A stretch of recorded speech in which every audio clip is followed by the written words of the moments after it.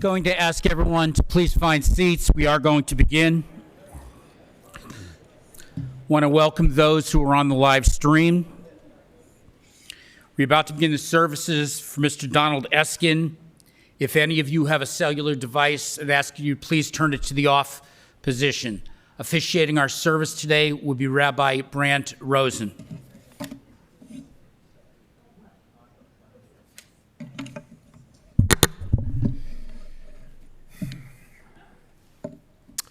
Baruch atah Adonai, Eloheinu melech haolam, dayan ha'emet. Blessed are you, eternal our God, sovereign of all worlds, who is righteous judge. Nivarech et ma'ayan adei ad mifakeh, ma'agal ha'chayim, ha'memit u'mechayeh. Let us bless the well, eternally giving, the circle of life, ever dying, ever living. We have gathered together today as family and community to express our sacred sorrow. We have come together to draw strength from one another and from the ultimate source of all strength. We have come together to affirm comfort and blessing in the face of deepest loss.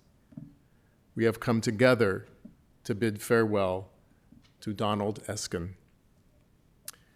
We share a common prayer that the source of healing sustain those who grieve. May those wounded with loss be blessed with love and compassion. We pray that the journey that lays ahead lead from darkness to light, as it is written, "Thus says the source of hope, I will respond to your yearning. When you call out to me in the night, I will answer. I will be with you even in the darkest of places. I will give you strength. I will nourish you, and you shall know protection beneath the shelter of my wings. Baruch ma'avir afela umevi ora. Blessed is the one who rolls away the darkness and brings light. V'nomar, and we say, Amen.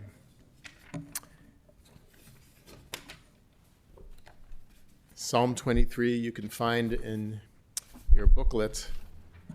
I'll begin with the Hebrew, and then let's read together the English translation. Adonai ro'i lo echsar, binot deshe yarbitzeni, al mei menuchot yenachaleni. Nafshi yeshovev, yancheni v'magle tzedek lama'an shemo. Gam ki elech beget sal mavet lo irara, ki ata imadi. Shivtecha umishantecha, hema yenachamuni.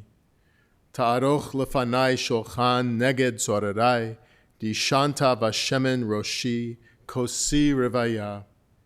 Ach tov v'chesed yudefuni kol yemei chayai, v'shavti b'veit Adonai le'orech yamim.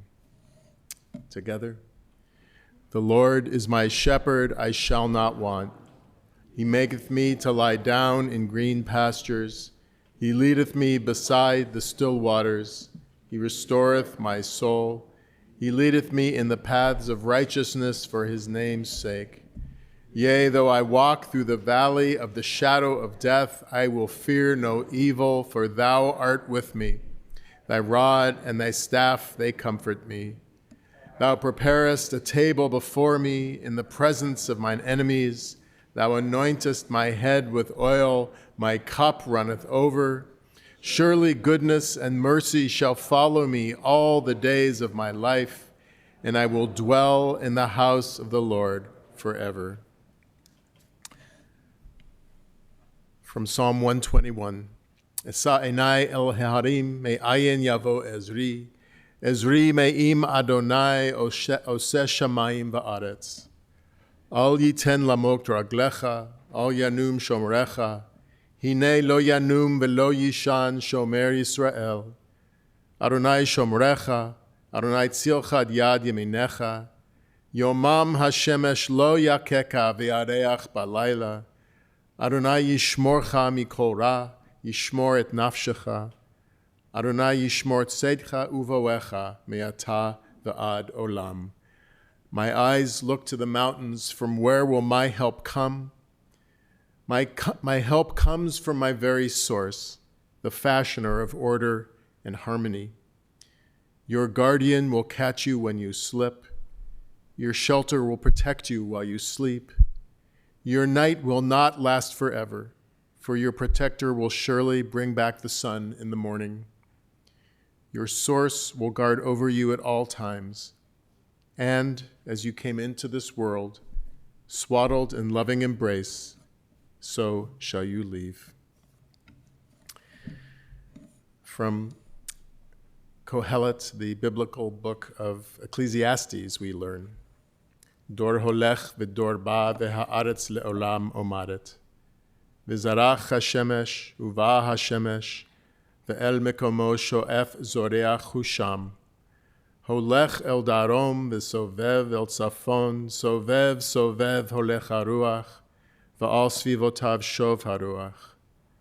Kol hanechalim holchim el hayam ve'hayam einenu maleh, el mekom she'nechalim holchim, sham hem shovim lalachet. A generation goes, a generation comes, but the earth remains forever. The sun rises, the sun sets, and glides back to where it rises again. Southward blowing, turning northward, ever turning blows the wind. On its rounds the wind returns. All streams flow into the sea, but the sea is never full. To the place from which they flow, there they will flow back again. And finally, this poetic rendering of Psalm 39. Unnameable, unthinkable God, Lord of the dead and the living, teach us how transient we are and how fragile is everything we love. For all of us flash into being as insubstantial as breath. Our lives are a fleeting shadow, then we vanish into the night. And now, Lord, what do I wait for? My only trust is in you. Help me to give up my desires and to let go of who I am. You have granted me this brief existence, which is almost nothing in your sight. May I receive it gratefully and gratefully give it back. Turn toward me, touch my spirit, stay beside me until the moment when I must step out into your final embrace.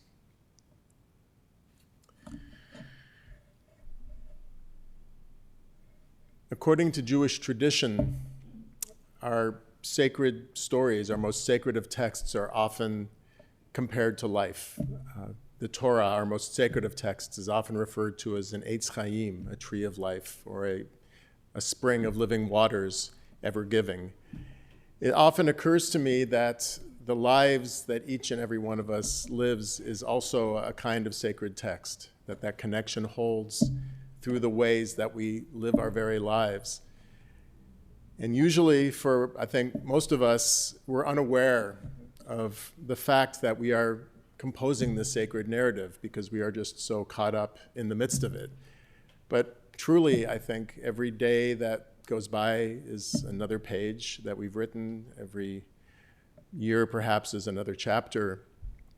And it's really not until we reach the end of our lives and that those who are our loved ones really are able to see that. That we look back at the people we love, and we look at the stories of their lives, and we understand how truly sacred it was. Not only sacred because of the circumstances of their lives, but because of the ways it touched and transformed our own. And according to Jewish tradition, there is a very simple way that we can honor these sacred narratives, to honor those we love who are no longer physically with us, but whose stories still resonate for us in very deep and powerful ways.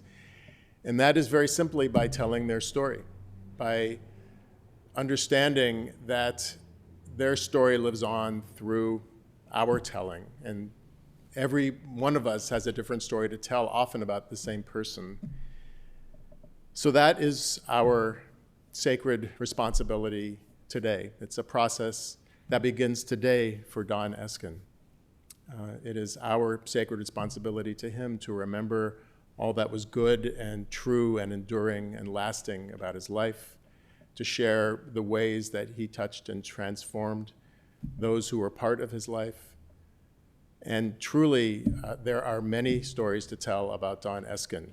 I've only heard a few, but I'm sure there are many, many stories to tell, and I have no doubt that many people in this room and many who are not have their own beautiful sacred memories of who he was and what he meant to you. So as I say, that process begins today with this sacred ceremony, but it will be one that continues.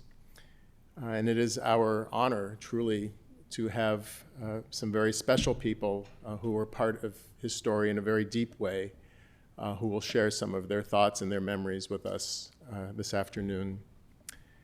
So we will begin by inviting up his daughters, Karen and Cheryl.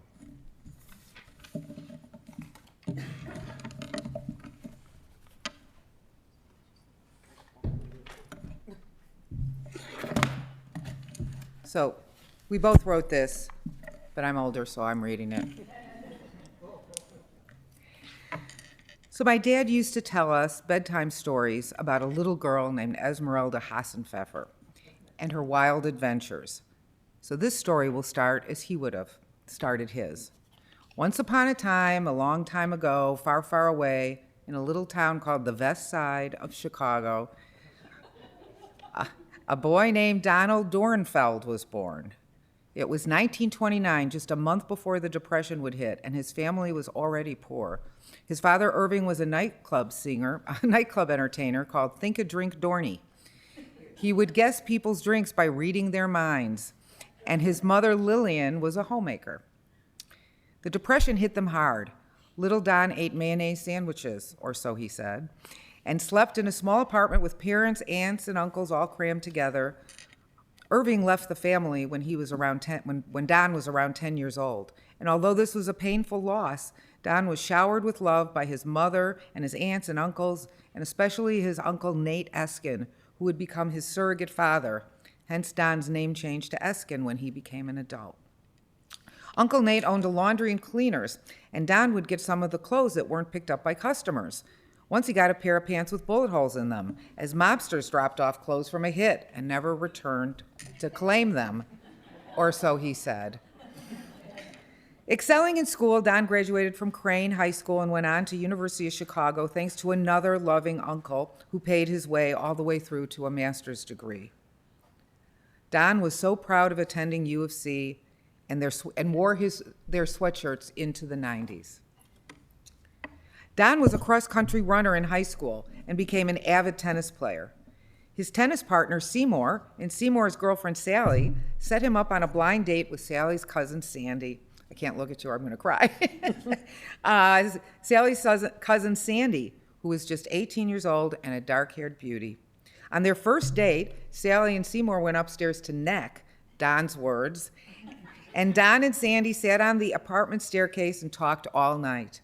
Well, Don talked about politics and business, and Sandy listened and later told us she didn't understand much of what he said. But dates turned into true love and marriage in 1953. Sandy taught school, and Don worked a variety of jobs, including a printing shop where he chopped off the tip of his finger. That finger stuff was the stuff of legend in stories when Cheryl and I were little. Eventually, Don became a copywriter at a direct mail ad agency and worked his way up to president of the agency. It was the Mad Men era, and Don told stories about entertaining drunk customers on yachts and fancy business trips to New York. It's not a stretch to say that Cheryl and I got our sales and marketing talent directly from my dad. In 1955, I was born, and Cheryl 2 years later. Next came a small 3-bedroom house in Skokie, and we became the typical Jewish middle-class family, or so it seemed. Don took guitar lessons at the Old Town School and serenaded us with folk tunes from Peter, Paul, and Mary. When the Beatles came on Ed Sullivan, he put a hairnet on his head and did Beatle imitations on the guitar for us that very night. No matter his work schedule, he never missed a performance or sporting event Cheryl and I were in. And we were both in theater from grammar school through college. My mom sewed the costumes, and my dad recorded every show on his old-fashioned tape recorder. And vacations.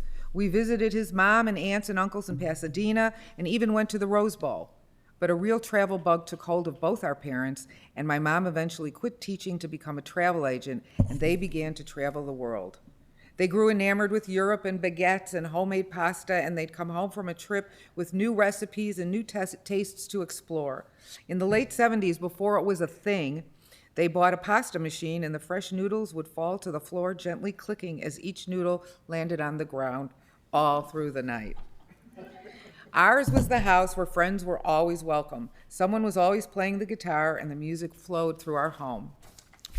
But Cheryl and I grew up and moved out, and literally the moment we did, Don and Sandy moved downtown. They wanted the city life and exotic travel and to cook their new gourmet recipes. And there were joyful marriages, mine to Freddie and Cheryl to Scott. And then there were the grandchildren, first Danny, who lit up their lives, and then followed by Joey and Sam, who only added to their joy. Don and Sandy went nuts over them. They were now Grammy and Grandpa. Don delighted in telling more stories and answering every weird question the kids would ask. Stump Grandpa was their favorite game. Time went on and our folks retired. They attended senior classes at Northwestern, where Don shined with his presentations and conservative arguments with the class liberals, which made us crazy. They started spending winters in Palm Springs, and we brought the kids there every February for many years, enjoying more fun and games and fancy food with Grandma and Grandpa. Our dad cared for our mom for many years. When she passed away in 2014, he was grief-stricken. But within a year, he was back in school teaching himself how to work a computer and bought an iPhone, which he never quite figured out. Then he met Tina, his loving partner until his death. They traveled a bit, and as Don got older, he so enjoyed cooking fancy dinners for Tina nearly every night. After their drinks and hors d'oeuvres, of course. Tina and Don had many happy years together.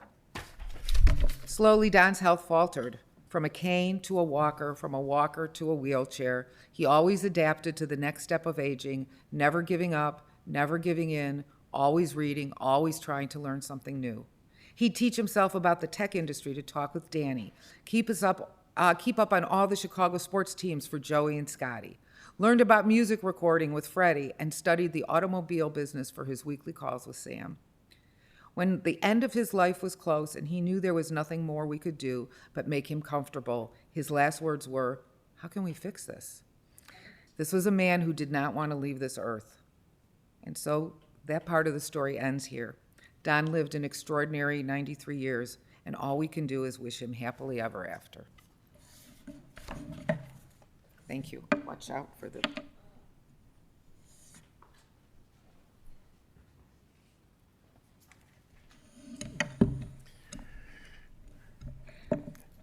We'd like to now invite up Don's grandsons, Danny, Joey, and Sam.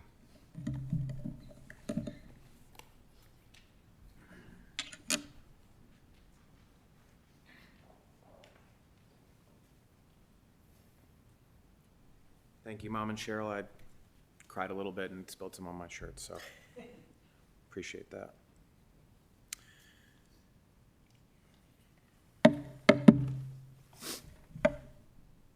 Grandpa Don was a gifted storyteller. I would describe his style as pithy, along with a special kind of why use two words when 10 will do approach. I won't attempt to do any of his classic stories justice. However, I would like to share a few short stories about him. I spent one of my favorite afternoons with my grandpa many years ago, making pasta from scratch. It was the first time I ever mixed dough together and had the satisfaction of cutting strips of long pasta by hand. I remember Grandpa was a bit concerned that I had not rolled the dough thin enough, and he was right. The pasta was chewy and undercooked, and while he found it completely inedible, I savored every sumptuous bite. I also remember during dozens of family dinners that he would casually speak to my mom, Karen, in a plain, unassuming tone while sitting directly next to me, trying to logically understand how I would still have room for my meal after consuming the entire bread basket while flagging down the waiter for a second. My grandpa was foundational in all of my culinary interests, clearly, but he also taught me how to think and how to stand behind my arguments. He taught me how to stay curious and about the mindset one needs to be a lifelong student.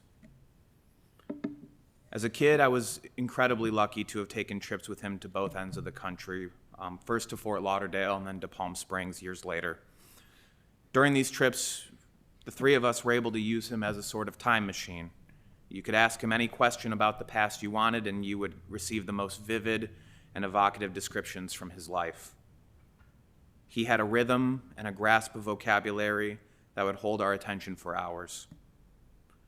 It would also have us running to the dictionary when he would include words like verisimilitude, which means the appearance of being true or real, or vituperation, meaning language of a bitter variety, in these retellings. I will miss sharing Sunday brunches with him, and I will miss discussing all of the new films that we've each seen recently. I'll of course miss cooking with him, and I'll miss sneaking bread under the table next to him. Most of all, I'll miss his stories. I'm so grateful that he lives on through the love he had for his family, through all the stories he told us, and in all the stories we tell each other about him.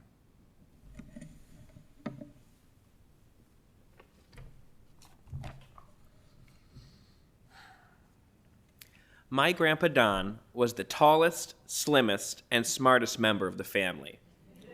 That is why I always referred to him as Grandpa Genius Skinny Legs growing up.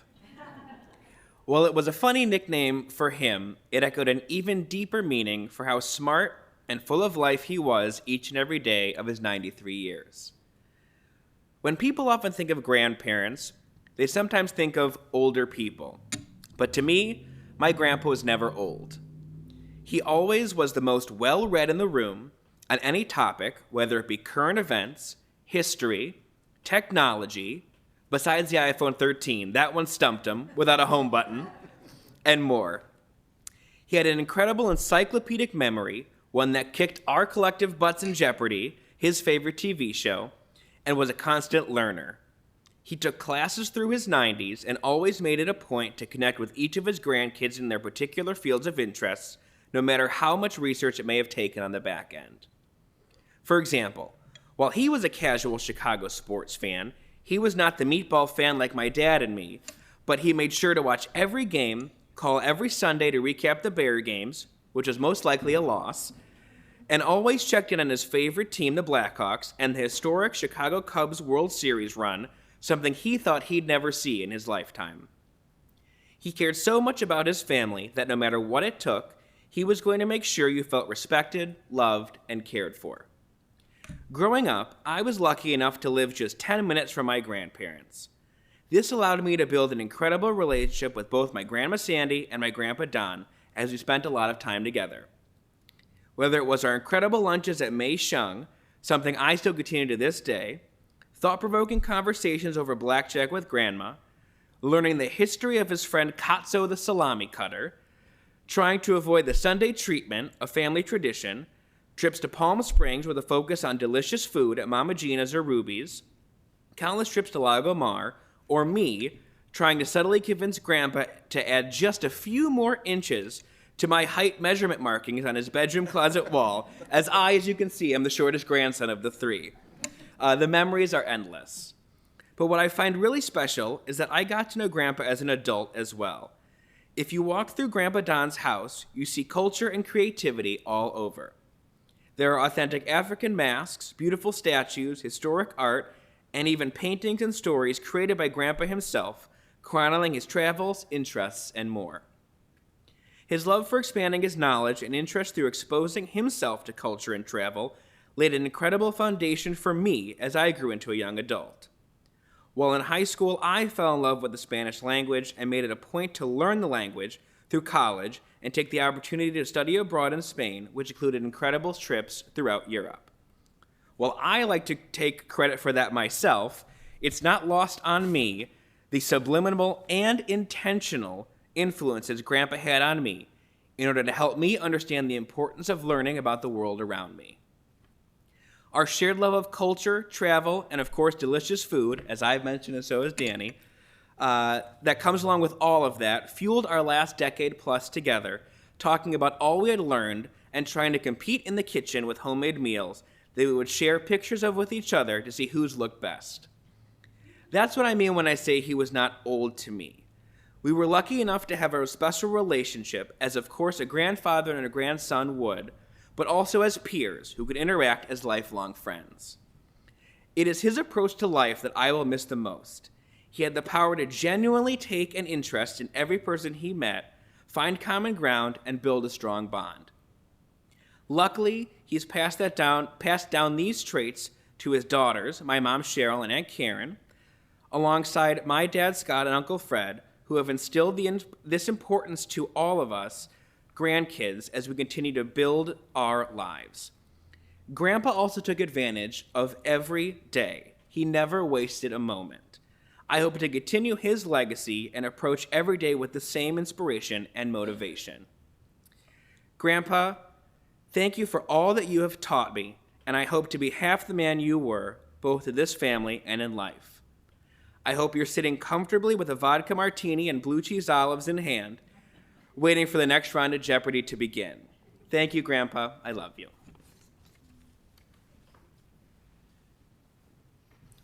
Hello. Well, they pretty much covered it.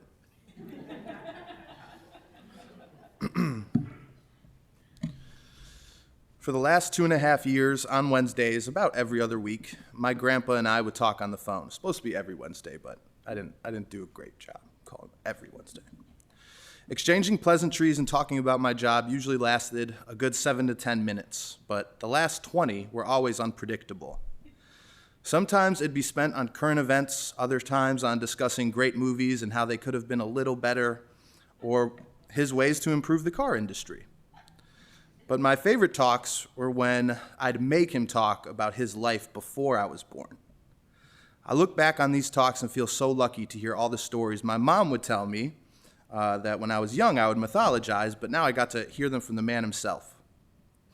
Learning about the adversity he overcame from his lips is something I'll never forget. He always loved to eat well and have full meals with full plates and extravagant plates, and that's maybe because he grew up thinking warmed up spinach was as good as it gets. That's paraphrasing, but that's his words. I never was able to tell him bluntly, but I was never able to tell him this as I am now, this bluntly, but I am immeasurably proud to come from the same stock as someone who is so resilient. I always figured he'd always been this way, all-knowing, etiquette expert, classy and dapper, but he came from the opposite, and you'd never know.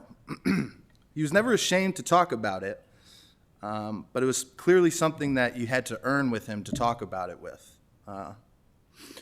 It was clear that he had done that hard work, that it made it so he was okay to talk about it. It is nothing less than heroic that my grandpa comported himself with such love and understanding coming from so much trauma. He credits the lovely cohort of ladies that raised him and a few uncles. Thank God for them. Like clockwork, Grandpa would wrap up our conversation saying things like, "If I don't get going on dinner, Tina's going to wring my neck." That's a direct quote. I doubted it, but I always let him go because we always had next Wednesday. Thank you, Tina. When I think of him, I can still picture him making that beautiful speech for Grandma on her 80th birthday in Palm Springs and losing to us in blackjack around their kitchen table, which I think he did on purpose. I remember him making sure he got a few football throws in with me and Joey in our backyard on those glorious Sunday brunches. I'll miss his laugh and his knowing smile. I always remember sleeping over at his house and swimming upstairs. I remember him, for some reason, what sticks with me the most is he'd always tell me when I'd shower to only use a teeny bit of shampoo because it was very strong. I'll always remember him, whenever we'd go to a familiar restaurant, he'd know the waiters and waitresses, like they were on a first-name basis. And one of my favorite things that I didn't realize till I was writing this, but I don't have one memory of him being angry. For about 90 years, his mind was on this planet, cultivating and growing and sharing. And just because it's not physically here now with us, it's certainly going to live with me forever. And I know a lot of us here too. And I'll think of him every Wednesday. Love you, Grandpa.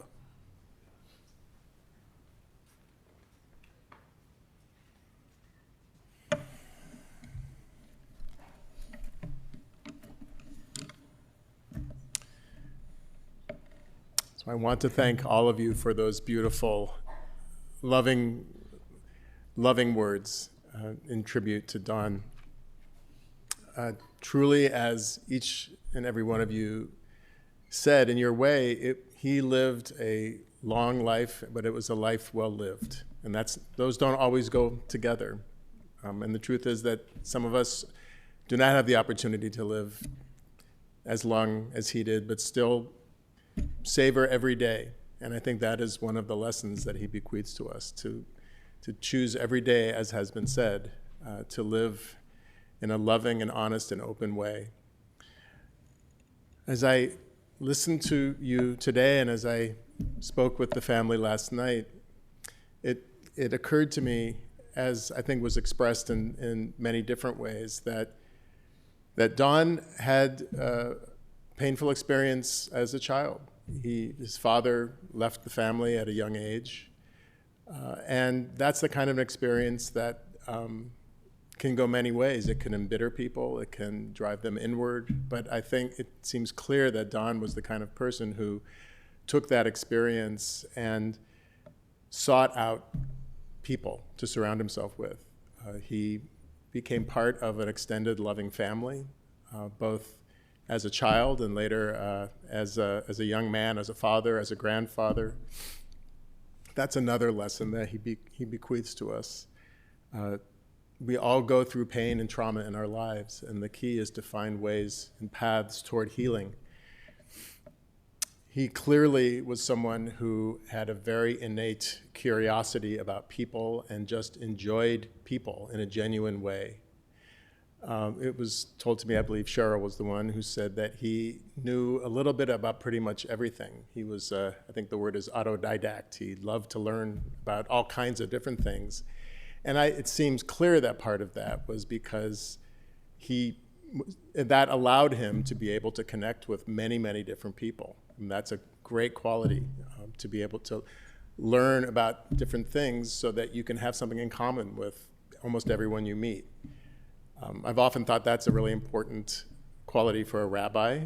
Not every rabbi is able to maintain that, but it's very, very, I think, key for all of us in the way we live our lives to learn about the world so that it allows us to connect with those around us. He was able to make friends together with Sandy throughout his life, up until really the very, very end. And even at the end, those who took care of him had deep and authentic fondness for him. So there are many stories to tell, as I said before. I feel blessed to have been able to hear many of them. There was one thing that was not mentioned that I haven't stopped thinking about, and that was that he sold kazoos with his father at the World's Fair, which is just amazing. You know, he lived during a period of American history and Chicago history, which was remarkable, and the likes of which we'll never see again. And his generation, we will never see the likes again, but he has bequeathed so much clearly to those who come after him, and he clearly lives on in all of you. And that's what I mean when I say, when we tell the stories of those we loved, we allow that story to live on. And in a sense, their story is never over, as long as there are those of us who carry on to embody what was true and real and authentic about those stories. Perhaps that's what we mean in Jewish tradition when we talk about eternal life, that's a metaphor for allowing the parts of ourselves that are deep and sacred and special to live on in those who come after us. So I encourage those of you who knew and loved Don to tell his story, and those of you who did not know him or know him well to seek out those who did and hear those stories. And in so doing, may his memory be for a blessing. We send out our blessings of love and healing to Karen and Freddie, to Cheryl and Scott, to Danny and Zoe, to Sam and Joey, to Tina. We also want to mention with love his beloved caregiver, Angie, who gave him and his family so much. She was also the caregiver for Sandy 10 years earlier, and I know she occupies a very, very important and special place in the hearts of Don's family.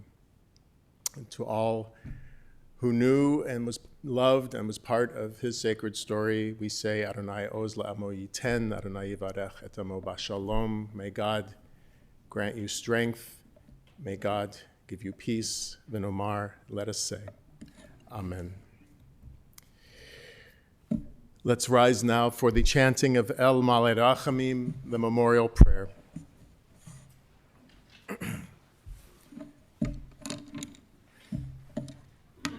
El Malei Rachamim, shochen b'amromim, hamitzei menucha nechona tachat kanfei hashchina. במעלות קדושים וטהורים, כזוהר הרקיע מזהירים, את נשמת דניאל אסקן, שהלכה לעולמו. אנא בעל הרחמים, אז תיראו בסתר כנפיך לעולמים, וצרור בצרור החיים את נשמתו. אדוני הוא נחלתו, וינוח בשלום על משכבו, ונאמר Amen. O God, filled with compassion, whose loving presence ever surrounds us, bring final rest to the soul of Donald Esken, who has returned to his source. May the memory of his life shine forth like the brilliance of the skies above, as it brightens our own lives even now. May you, who are the source of all compassion, shelter him beneath the protection of your wings and bind his soul among the living, that he may rest in peace. And let us say, Amen. Please be seated.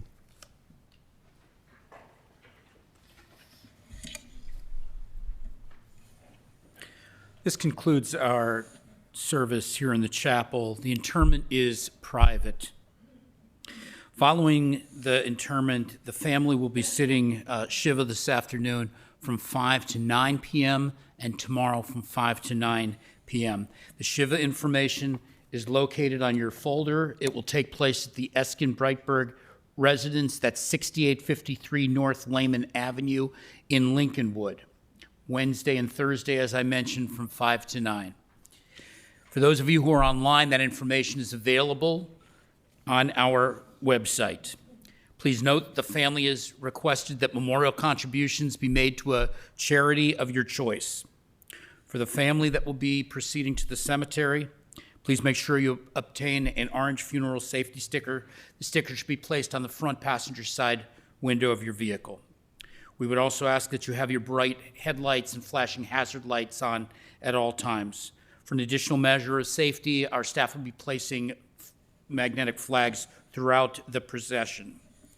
As we drive in procession today, we would please ask you to drive as close as safety permits to the vehicle in front of you.